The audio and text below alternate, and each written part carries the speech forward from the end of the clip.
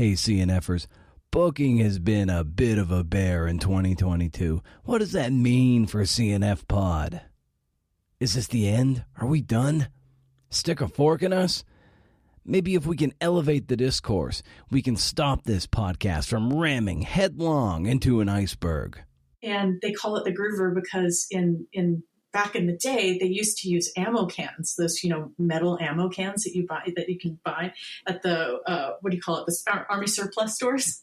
And they called them Groovers because when you sat on them, they would groove your ass.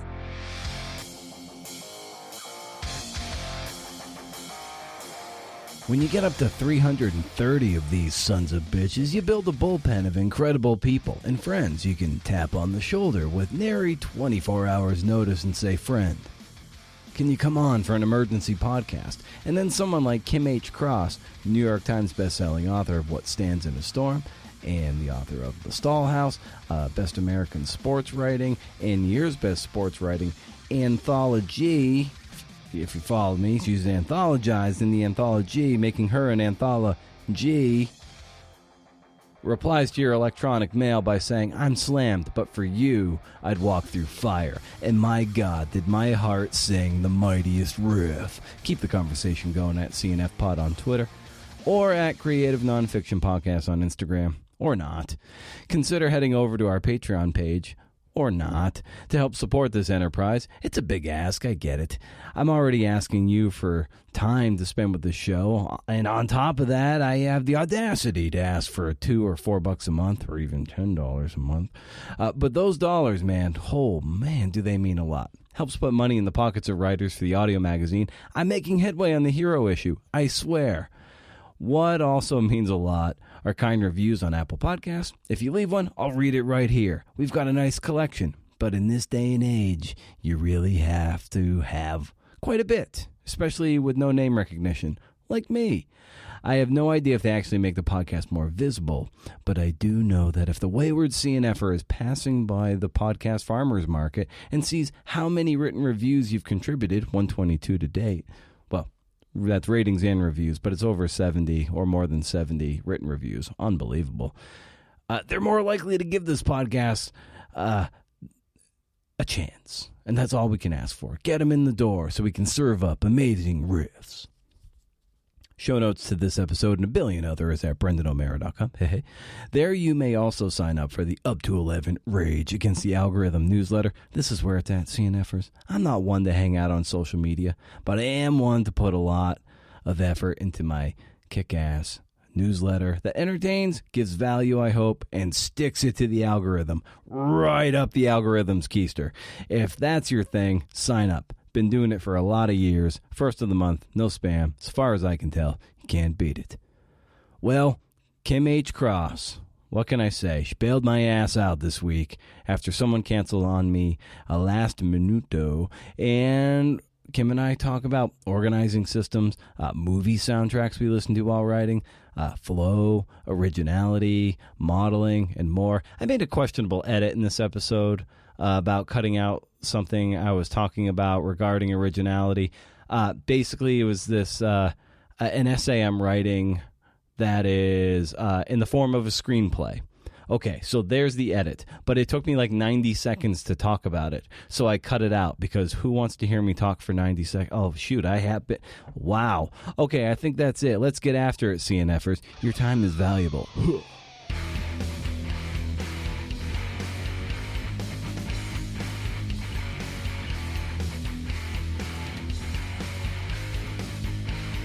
I think compartmentalizing is as you put it, a really good word, because I do have to kind of structure my day a little bit.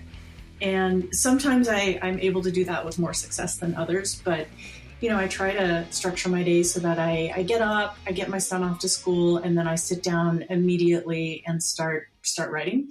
And I try to not schedule any phone calls or meetings or other interruptions until after lunch, which is why we're talking after lunch.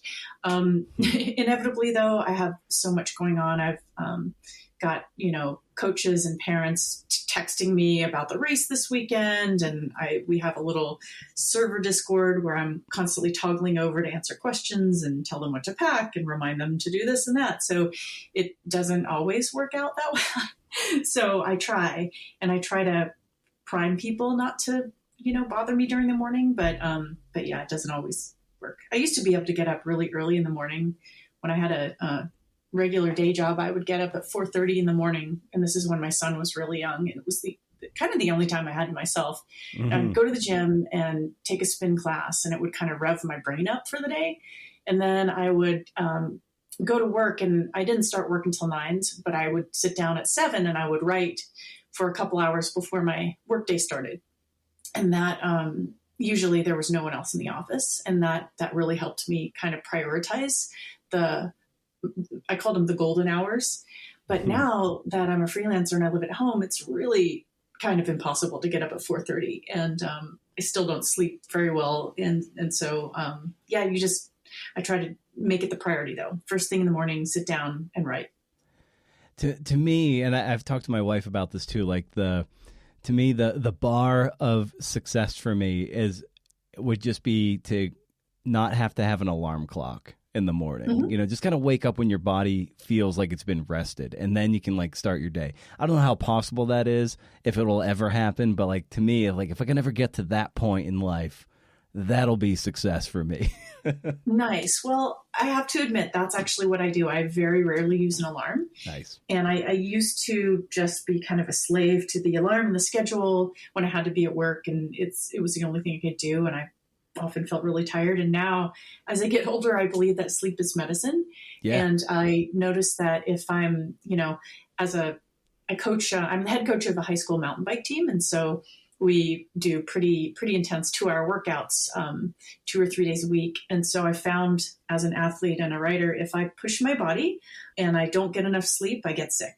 I can do one or the other. I can pull all-nighters or most nighters, or I can push my body. But if I do both, like clockwork, I get sick. And I've always been that way ever since I was younger. So now I just try to prioritize sleep as well.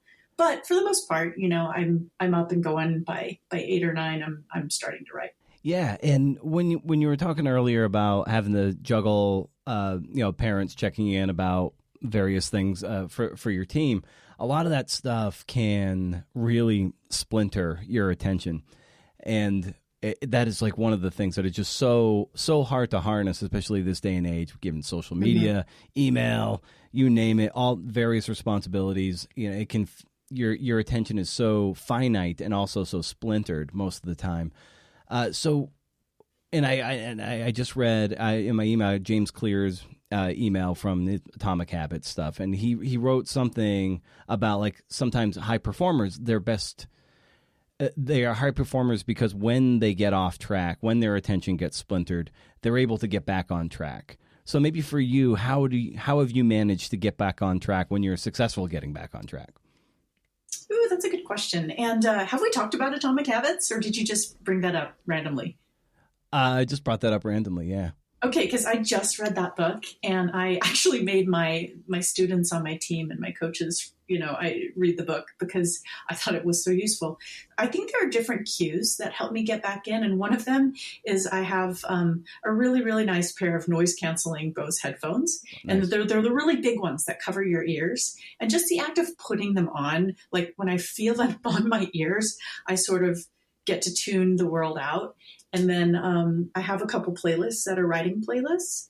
And I find that when I do that, it really helps me focus, and it often drowns out the little pings that are going off on your phone and the little noises in the rest of my house and my mother's miniature Yorkies, who are pretty much the enemy of my focus. Their barking is just my nemesis, my enemy. But the music that I tend to listen to, I either have, kind of ambient music that has no words, or I have a playlist of this sounds so cheesy, but I have a playlist of cinematic movie scores, and they kind of evoke the emotion, the actual physiological feeling that I want to generate in the reader.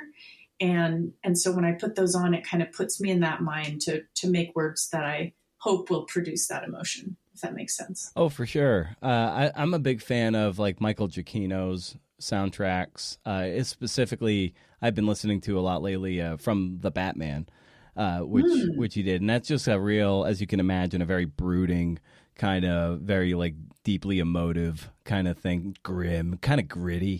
And this might make music aficionados bristle, but I like a lot of Hans Zimmer soundtracks, like Inception, the Dark Knight trilogy, for sure. I won't pronounce his last name, but Ludwig something or other.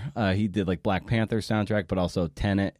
And so a lot of those instrumental things too, I find, to your point, very evocative of mood, and it kind of creates a sort of sonic cocoon where you can really just lean into the work, and you kind of everything else just kind of melts away. So when I'm writing something playful, I really like the Amelie soundtrack, Jan Tiersen, and I've gone on sort of binges of discovering his other work. And right now I'm writing something set in Afghanistan, and so I'm listening to Peter Gabriel did an amazing soundtrack for The Last Temptation of Christ. And I've actually never seen that movie, and I refuse to see the movie because the soundtrack is so powerful to me. So that's what I'm listening to right now. That and the English Patient soundtrack, which is really kind of moody and intense. Yeah, and speaking of a playful soundtrack, too, Ratatouille, the Pixar movie, that one's really great because I love those Parisian sounds, of accordions and all sorts of acoustic instruments like that. And also, if a woman is singing in French, I just love. I can't get enough of that. And absolutely. Yeah, and it just really puts you there, and that's kind of a joyful a soundtrack to be creating too as well. It's really fun. Nice. The other thing that's kind of cool about music too is that it can help you with pacing. So I think about narrative pacing a lot. And when I was writing What Stands in a Storm, I actually looked up the structure of a symphony, of different symphonies. And I, looked at the different kind of movements, and I know nothing about music, so I'm probably even using the wrong terms, but I thought about how, symphonies have different parts of them where, there's a really dramatic part and there's kind of a slow part, and that it's not the same kind of tempo and pace and intensity the whole time. And so I really tried to think about that, I think, when I was structuring a book-length story. In a way that's kind of like, modeling in a way, a structure model, but using different disciplines. For a chapter intro that I was working on, I was challenged to elevate the writing somewhat. If I have a crutch, if I have a weakness, sometimes my writing can be a bit too conversational and maybe not evocative enough, mainly because I don't want to overwrite anything. And so as a result, sometimes I almost don't describe anything and just like lay out very sparse details and let the reader piece it together. But I was challenged to be like, Brendan, you need to elevate the writing. And so I was like, all right, how can I do this but not be too cliche or whatever? So I was just kind of, as Glenn Stout would say, like shotgunning leads. And I went through a bunch of John McPhee starters, and I landed on the start of the Pine Barrens, which is, really descriptive of a particular landscape. And that was kind of what I was getting at. And so maybe for you, when in magazine pieces or books, what are some models that you have leaned on to help you maybe crack the code of something you're looking to elevate? Oh, that's a good question. I think reading beginnings and endings is really important. I'm trying to think if there are any specifics I can give you. And I know they're just not coming to mind. In the end of What Stands in the Storm, I was really thinking of the ending of A River Runs Through It and how it kind of gets really, big and transcendental and abstract in a good way. And so I was trying to do that a little bit. But yeah, that's the only specific thing I can think of. But I know that, I will often go and read something that I think is really good to kind of just internalize the rhythm of the language and the feeling it evokes. Like for me, a lot of it is how the words evoke emotion. And I read things aloud a lot to hear the cadence and flow. and that, I think has an influence on emotion. So I don't know if that makes any sense. Yeah, absolutely. And I think it also underscores this thing that there's nothing really original anymore. Like, you don't have to put that pressure on yourself to like make this thing something that's never been done before. Like, odds are it's been done before in some capacity or some shape, and you can go to those wells and like using this modeling technique and really take the pressure off yourself. Be like, oh, okay, I can kind of not plagiarize, but I can sort of take the stencil of this and then use my own spray paint to paint over it. And it's just like, okay, I can color within these lines that so-and-so did, but I can do it with my own words and my own reporting. And I think that just takes the pressure off of having to be, that pressure to be original. I guess, yeah. I mean, I agree. You have to, so much art is derivative, but I do think it is fun to kind of think like, hey, is there something you can do here that's never been done? And not every story needs to be that, but I think it's fun to believe that it still is out there, that it still exists. But not every story needs to be that, and that the tools, you can turn to similar tools, and if you use them in new ways, then you can come up with something that is original. That's what I like to believe anyway.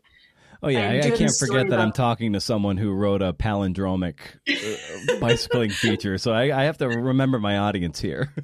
Well, I always like to swing for the fences, and I think that it's fun to try to see the world in a way that probably someone has seen it, but you're not always deliberately going, after the thing that you've seen. I'm doing this, one of the stories I'm working on is about this mountain biker named Braden Bringhurst, and what makes him such an interesting character is he will go to a trail that people who are really good riders, pros even, have ridden hundreds of times, and he will interpret in a way that they have never seen.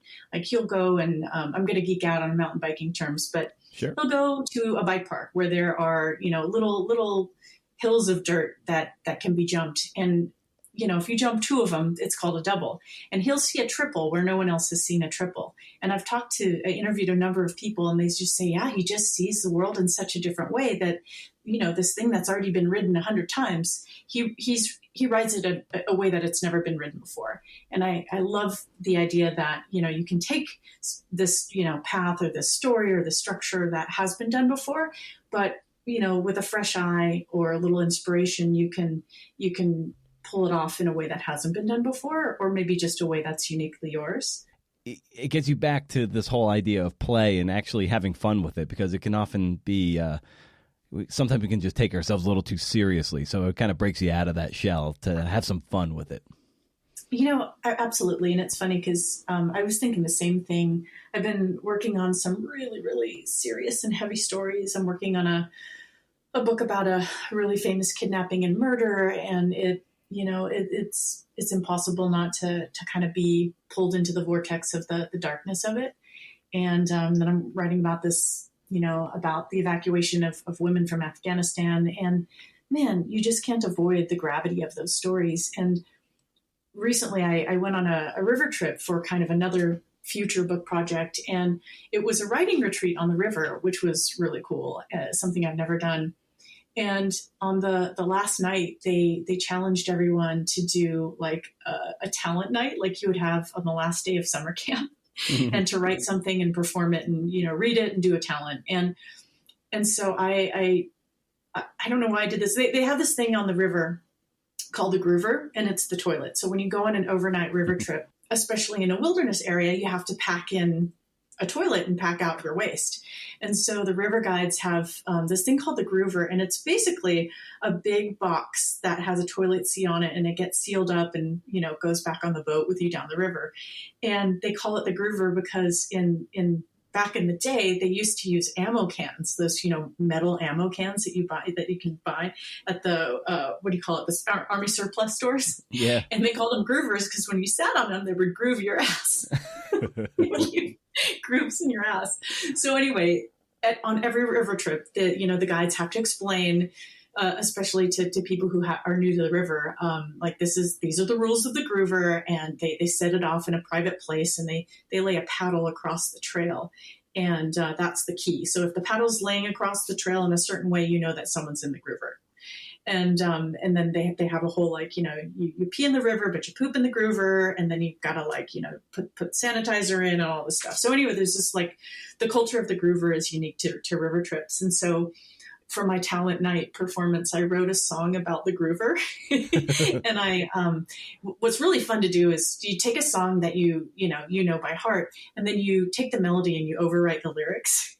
And the song I picked was a really, you know, the very serious Hallelujah, which made it even more absurd. So, like, all that to say, I think there's a great value in being playful and just having fun and writing, like, you know, writing something that's just a joy and fun and funny to write, writing something that makes you giggle, that, you know, may never see the light of day, but the act of it kind of balances out the gravity of the serious writing. And then it I don't know, it challenges a different part of your brain. And anyway, my groover song made me very happy. It also made the river guides happy, and they said that they wanted to sing it to future guests on future trips. So who knows, my groover legacy may live on. I dig your groover tunes, man. I dig your groover tunes. Do you have any, like, idiosyncrasies with your like, when you're looking to get into the flow of things? Like, what has to be in place for you so you can feel comfortable to sit at the desk?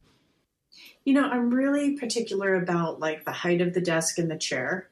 Like, if it is not ergonomic and comfortable, it's pretty agonizing for me. But I also have, like, chronic pain from starting my career with 17-hour days that in a non-ergonomic setup.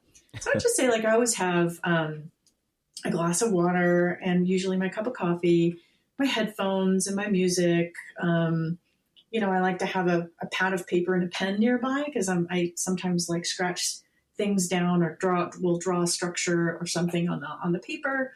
Right now, I haven't done this in a while, but I have these, what do you call them? They're, you know, foam boards with pictures of my characters on them and pictures of the setting. And what are they called?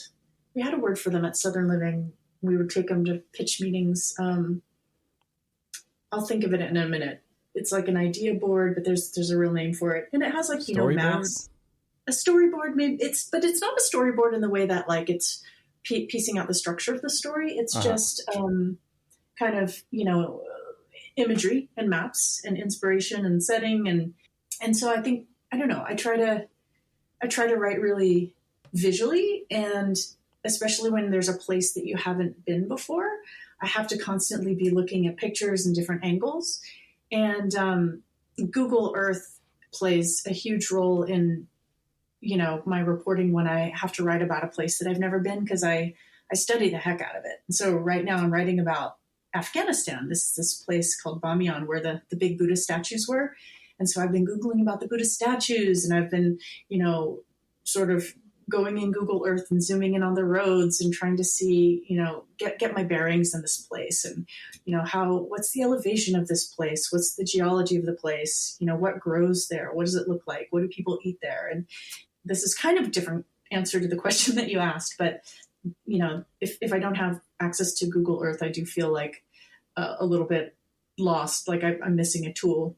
If you're plugged into the internet like you are, so you have access to Google Earth, how have you cultivated the discipline to not jump over to Twitter or check email? Well, I hate Twitter, so that's easy. That's an easy one, yeah. You know, just closing the tab, not having email open is a wonderful thing. Like, if I just have, I usually have a timeline open. So I have, that's the other thing we were going to talk about is kind of like systems. And I have, for every major story that has a lot going on, I create a timeline, and it's usually in a spreadsheet on, like, Google Docs. So I can constantly be updating it, and it's color coded. And so I usually have that open, and I don't always write in straight chronology. In fact, I almost never write in straight chronology. So it's a really wonderful reference as I'm jumping around in time to remember kind of, you know, where I was and where I'm going. And then the color coding helps me kind of think thematically. So I might color code things on the timeline by character or by location or by theme or by type of character. So like in my, I'm working on a story about a kidnapping, and I have blue is for the law enforcement agents who are trying to find this killer, and yellow is for community members who are searching, and then pink is for the family. And then, it helps me kind of write from a certain point of view and look at the timeline, and all of the green is one point of view, and all of the blue is a different point of view. So it helps me kind of organize my thoughts and lots of data at once in a visual way. I think I'm pretty visual. So that's usually open. I think, again, just closing your email. Like I'll try to look at it in the morning. I mean, if I had my perfect discipline, I wouldn't look at my email until like 10 or 11. I would just say there's nothing that can't wait until 10 or 11. And at least in my world, not everyone has that. Like if you're an editor, you work at an office job, you don't have that luxury, but I do. So I wish I had more discipline to do that. But generally I'll try to check it, and then I'll close it and just leave it closed until like lunchtime. But the other thing that I have found is a really nice tool is I have an hourglass and a half-hour glass, and I will try to just, flip one over and say, like, I'm not going to do anything else until I've had my ass in the chair and I've written for this amount of time. And if I'm having a short attention span day, I'll use the half-hour glass. And if I'm having a good day, I'll use the hourglass. And if I have to get up and go to the bathroom, I tip it on its side. So I give myself like a really honest hour. And I think that accountability is really lovely. And I find that often when I do that, I will look over and I have no idea how long the hourglass has been empty. I've actually exceeded the goal. So, other people call it the Pomodoro method because some guy invented, or he used a tomato-shaped egg timer to do kind of half-hour increments. And this works really well for me. It doesn't work for everyone, but I think of it as like intervals. You push really hard and then you take a break. Yeah, I was talking with Alexandra Litton Regalado last week, and we got to talking about how to achieve flow in whatever you're doing, and we likened it to running. Like if you're going to go for a run in the morning, like you don't sit at the edge of your bed or in your house or in your garage, be like, all right, come on, flow, and now I'm going to run. It's like You run for a little bit, and then it's like, okay, after a while, you'll start to get into that groove. And I think artistically, a lot of people take the other stance, like, I got to find that, I got to get that flow state, and then I can start writing. And it's like, well, no, you got to kind of write your way into it, and then hopefully it'll come. Maybe it won't, but for you, how do you muscle through that initial inertia to find some momentum in your writing? It's funny because some days just the act of opening the document takes so much energy of just double clicking to open the Word document. I know. So I tend to just leave it open. And, I think sitting down and, reading what you've written the day before and then, fiddling with that. And that's kind of a nice warm up. I don't know. It's just putting one foot in front of the other, like running a marathon. Some days it feels effortless, but most days it feels like a lot of work. And it's just, the act of sitting in your chair and staring at it. And sometimes just staring at it, even though words aren't magically appearing on your screen, you're processing. And the other thing that I learned from my dad, who was my first editor when I was quite young, he said that even when you're not writing, you're still writing. And so if I get, to a point where I'm just feeling burnt out and just I feel like I'm literally banging my head against the keyboard and like gibberish is coming out, I'll go and do something manual with my hands. Like I'll weed, and sometimes I'll listen to music. Sometimes I'll listen to a podcast, but just the act of doing something kind of manual, folding laundry, weeding. And I don't enjoy either of those things. It sort of directs your conscious mind and lets your subconscious work on the problem. And sometimes I'll take a nap. Often I will go lie down and just kind of lie down with the intention of like, okay, subconscious, figure it out. All right, conscious mind, we're gonna take a nap. And often when I wake up, I have like a seed of an idea that leads me there. And every once in a while I'll wake up in the middle of the night and be like, that, here it is. I think recently I woke up at 3 a.m. and I went downstairs and I just like got a pen out and I wrote down an outline for the story that I had been processing for some months. And then, and I got up in the next day and was like, oh yeah, okay. I mean, it's not perfect, but that actually was really useful. So I think it's kind of trusting your subconscious that it's working, even when your conscious mind is not working or is berating your subconscious mind.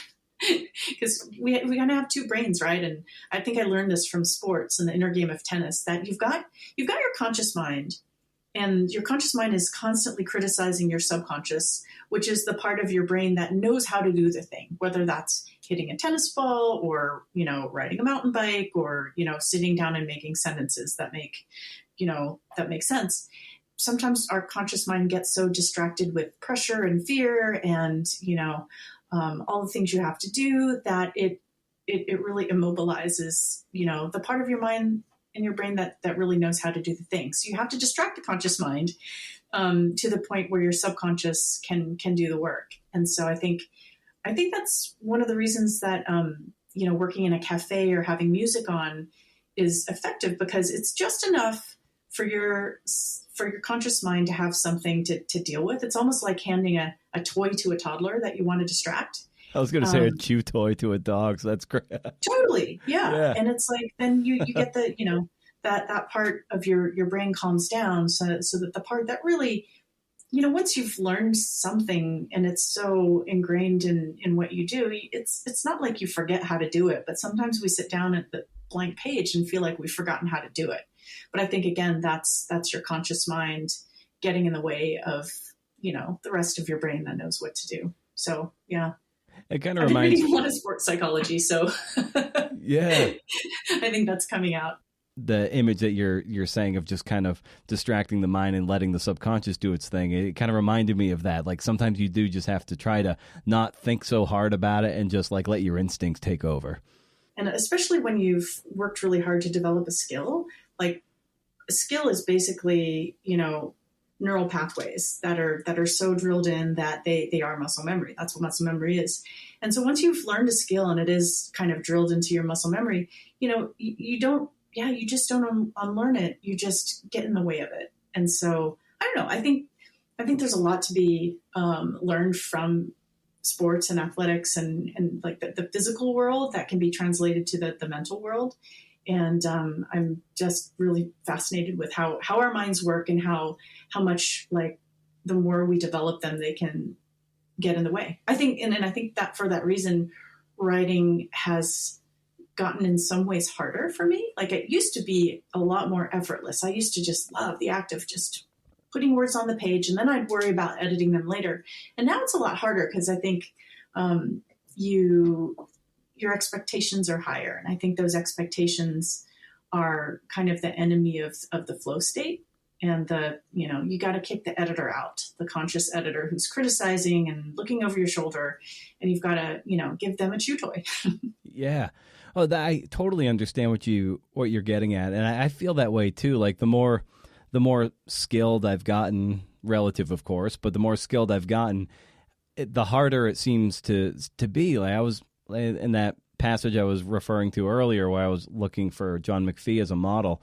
Like I was writing this, what ended up only being, I think, probably about 200 words. Like that took me a real solid, 30 to 45 minutes to really chisel at those words. And usually things just, from newspaper training, things just kind of fly out. And it's just natural. You just kind of, you develop that skill and you go. But for some reason, as I was challenged to elevate things, and hopefully it's not coming across too much as overwritten, which I'm sure it is, but it's just it was real labor that I hadn't really experienced before. I'm like, this never used to be like this. This shouldn't be this hard. What the hell's going on? What do you think it was?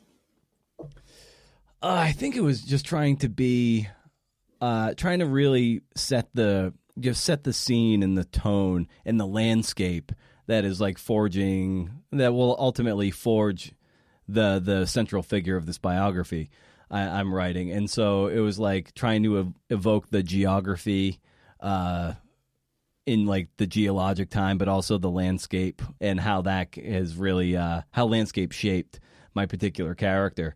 And so it's just like trying to paint a really nice evocative picture that is conveying information, but it's also like semi-artistic, elevated, to use the term of my agent. So I'm trying to do that without letting her down, and subsequently possible editors who might want to nibble and possibly buy this book proposal. So I guess you write with an audience in mind when you're writing? It depends.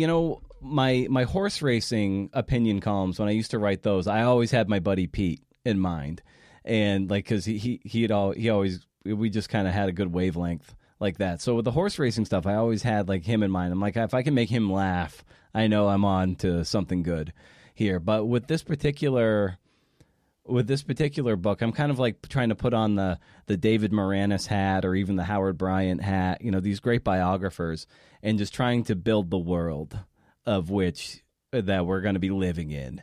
And so I'm just like trying to, so not particular audience, but I am definitely trying to evoke something that I've read from biographers I greatly admire, but no audience per se, not yet.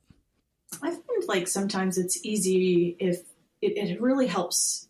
It's hard when you don't have, like with some essays or when you're writing a proposal, you might not have a specific audience. If you haven't sold a piece, for example, you don't have the advantage of having an audience of like, oh, I know the such and such reader, like the bicycling reader is different from the outside reader.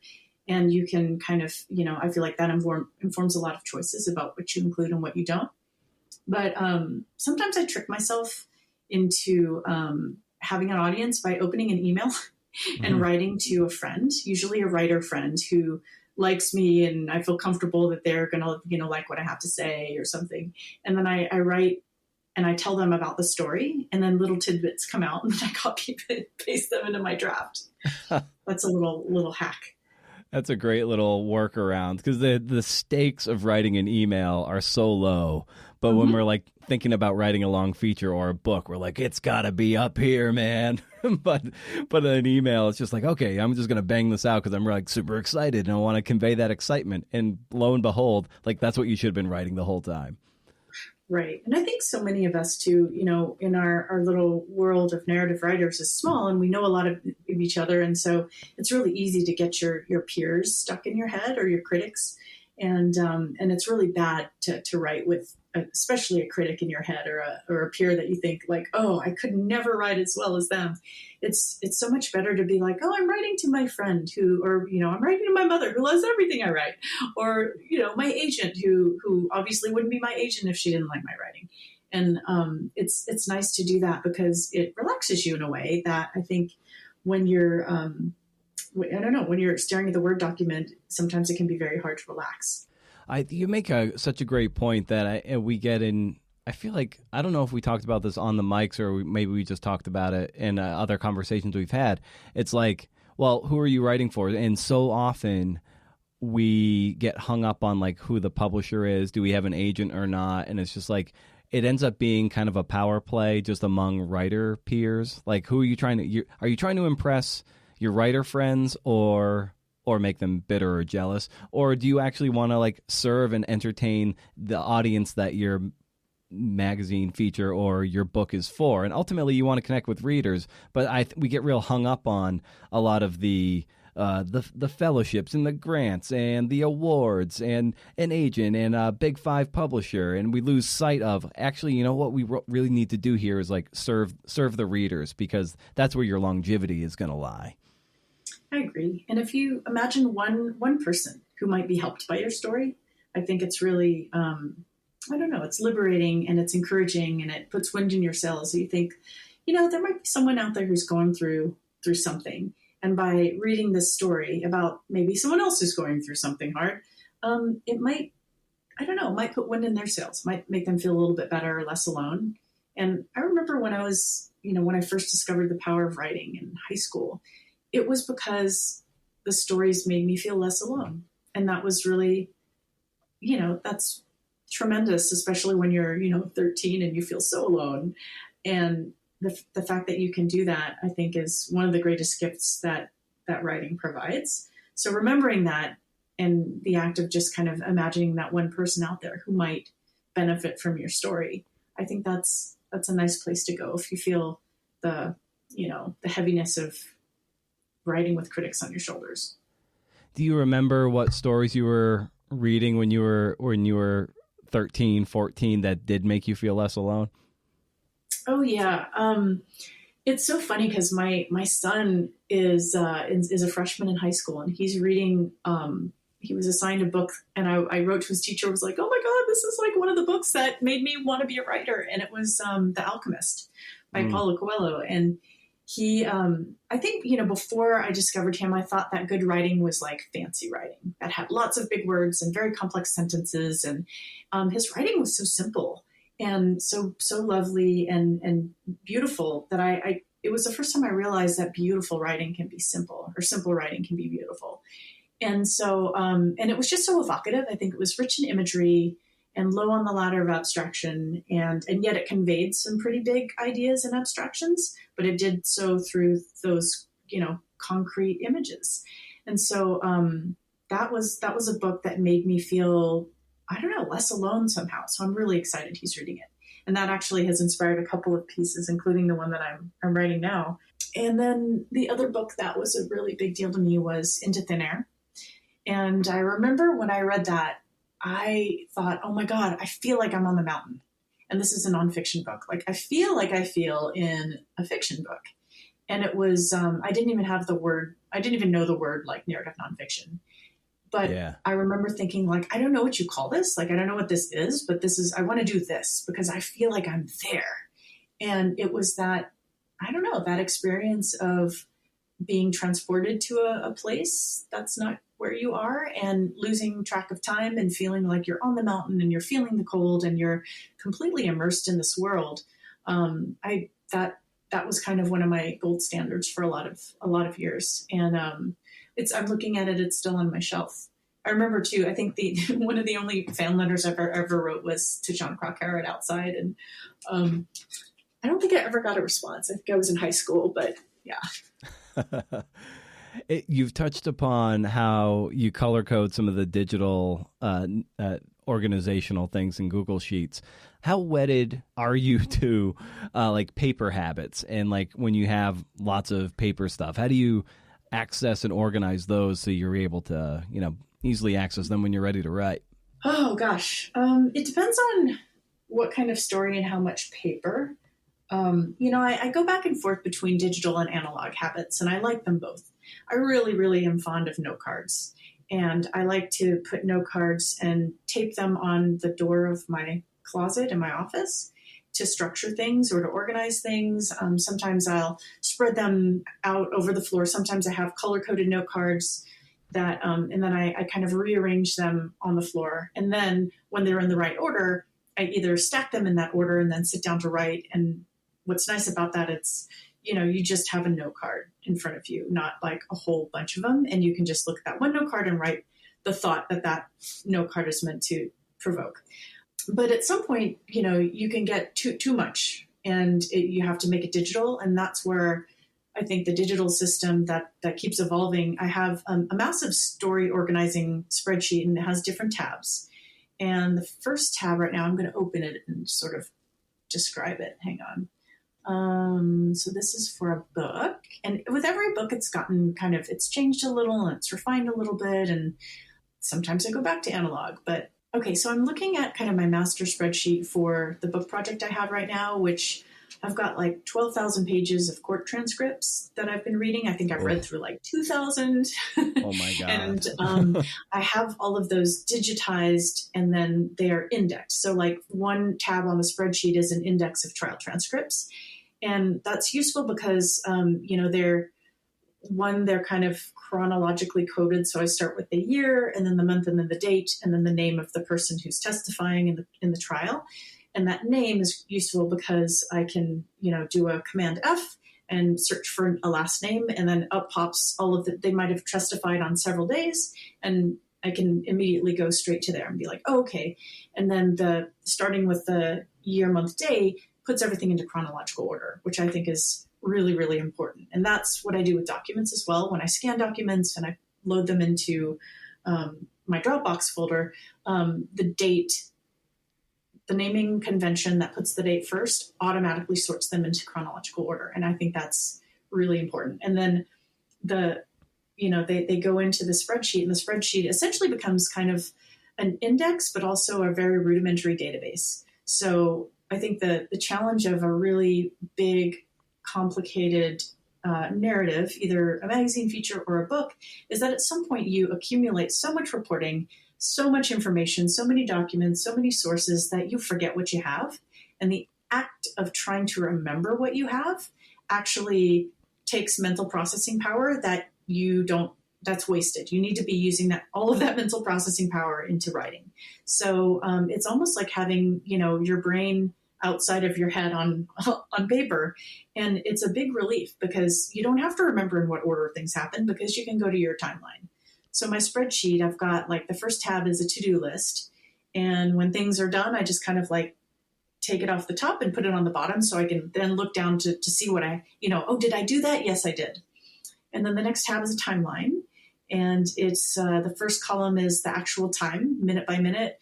The next column is date. The next column is year, and then event, and then source. And the source is usually a link to either you can create a URL for any document or thing that you upload into Dropbox, or it might be the URL of something in Evernote, or it might be the URL of a web page, or it might be it's in this box in this folder. So I have this box of police files sitting on the ground of my office, and I'll be it's in so-and-so's box in the folder named this. And that way I know I can get back to the primary source quickly. I've got then a tab for news clippings. So I've got oh my gosh, this was a really highly publicized case. I've got 170, and they're not even all in here right now, but I've logged 170 different articles, and they're all kind of sorted into chronological order. And a lot of them are paper clips, and I have to remind myself, in what box is this? And I'll type in keywords that'll helps me kind of get quickly to those. I've got a characters tab, and, I've got a list of FBI agents, and then I've got a list of law enforcement officers, and then I've got a list of family and friends. I'm scrolling down as I'm telling you, and then volunteers and community members, and then witnesses in the trial, and then agencies and experts, media, and those are kind of color coded in green means I've talked to them, yellow means I really need to try to get this interview done, red means they have died or they said no. And so that's kind of a good at a glance thing. And then I've got interviews, and this is where I've got all of my interviews filed, and I'll interview the same person, I don't know, in some case 20 times. And it looks like I've done 200 interviews. Mm. And so this is where a few keywords are really useful. And I used to use an app to transcribe these myself, but I have since found Otter, which is an artificial intelligence company, and you can upload your MP3 files, and they will transcribe them. And they're not perfect, but they're pretty good. And you can go through and, click on any part of the transcription, and it'll take you to that part of the recording. And that has really been a life changer. I have to thank my friend, our common friend, Bronwyn Dickey, for sharing that with me. Yeah, I love Otter. And I consider transcribing now when I go back and I listen. When I transcribe actually podcast interviews, I usually do it at 2 times speed and clean things up. But for reporting, I'll do at regular 1x speed. And I consider transcribing now just cleaning that up, and it lets me hear it all again, but also clean up that transcript. So yeah, it's an incredible tool that just takes away so much of the grind of transcribing. Ugh. Right. That said, when I'm doing a phone interview, I almost always do a live transcription, a quick and dirty, because a couple of reasons. One, then I don't have to go back and clean up the transcription, but I have it as backup. And two, I feel like the act of, the thought going from my brain to my fingers on the keyboard puts it, cements it better in memory for me than if I just listen. So I do both. and also because in case the recorder fails. But yeah, those are kind of my hacks.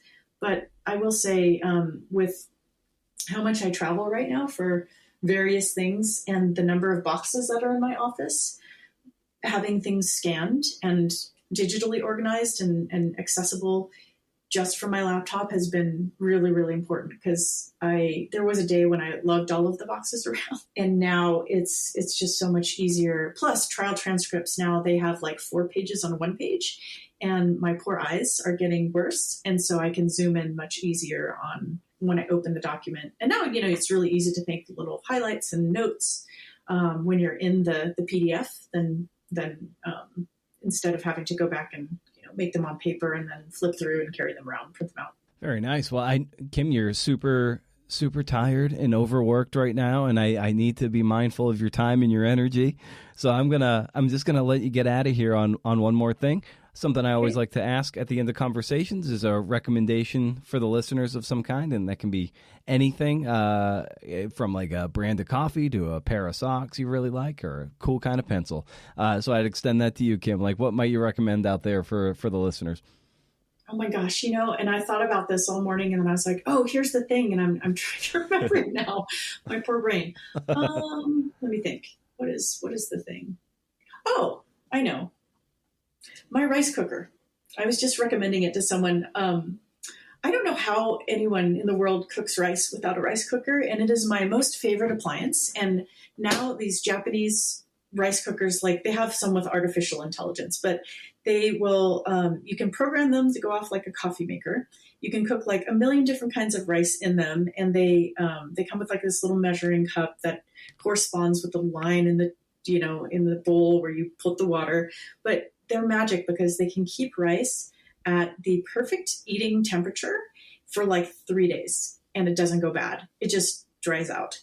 And I think for anyone who is really busy, like this is a revelation. So my Zojirushi induction heater rice cooker is my recommendation. It's life-changing. Oh, amazing. Well, Kim, thank you so much for sharing all your wonderful insights and coming on and talking shop and this kind of thing. It's always fun to get to hear you articulate how you go about doing the incredible work you do. So thanks for coming on again and doing this. I really, really appreciate it. Oh, always, Brendan. It's so always so lovely to talk with you. So it's my pleasure. Thanks for inviting me.